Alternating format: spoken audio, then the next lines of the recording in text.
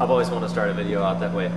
Hello, I'm Kirk McDonald here in the Avalon Church Student Youth Room. I wanted to drop you guys a line to talk about the series that we've been doing called The Roads to God. In this series, we've been discussing sort of this cultural phenomenon where people believe and think that there are many, many roads to God. Obviously, as Christians and in the Bible, it teaches something very, very different. It teaches that there is only one road to God, and that is through Jesus Christ. Just for a quick second, what I'd like to do, I'd like to look at three individual claims that Jesus made that are completely unique and singular to him. The very first claim that I want to look at right now, it's found in the book of John. It says this: "The people said, 'You aren't even 50. How can you say that you have seen Abraham?' Jesus said, 'I tell you the truth, before Abraham was born, I am.' At this point, they picked up stones to throw at him because Jesus was hidden from them, and then he left the temple." It's really, really interesting what we see here. There's a crowd of people hanging out, and Jesus says to them, "Hey, you know that dude Abraham that you guys are always talking about? I know him." And they're like, "Dude, that's crazy. You're not even 50. Abraham was born 2,000 years prior to Jesus." They had no idea what he was talking about.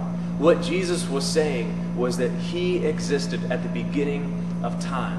I know Abraham. I was there. I saw him. And then he makes a very, very interesting claim. He uses this term, "I am."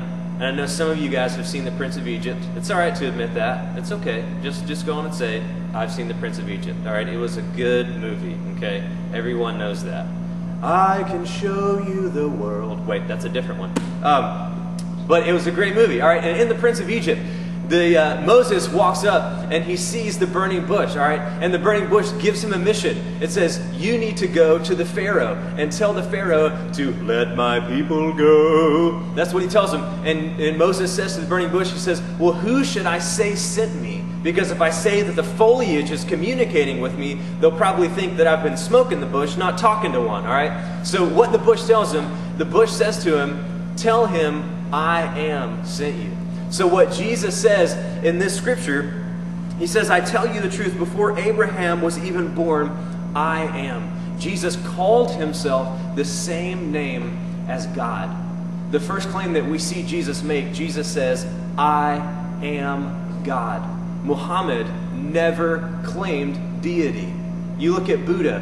Buddha never claimed deity. And even great prophets in the Old Testament that spawned Judaism, like Moses and Abraham, neither of them ever said, "I am God." They said, "We're close to God, we're prophets of God, but we are not God." I'd like to look at another claim of Jesus. Jesus claimed to be sinless. Now, what's interesting about this claim of Jesus is that he claimed to be sinless in a crowd of people, which included his mom and his brothers. All right, now I know your mama loves you, okay? My mama loves me just deep down in her heart and her soul. She loves me, man. And she makes good food like cornbread and stuff. But that's beside the point. But everyone knows that your mama loves you no matter what. But I'm telling you, your mom might love you, but she knows you got some sin going on in your life. She knows the mistakes that you've made. She knows that you've made some bad choices. Now, to be able to stand in front of a crowd with family members, and I want to read you the words that Jesus said. Jesus said, "Which one of you convicts me of sin?" Jesus stood in front of a crowd of people that included his very own family members, that included his brothers, that included people that he had spent time with, and said, "Which one of you can say that I have sinned?"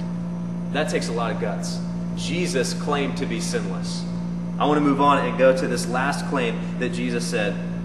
Jesus said, "I can forgive sin."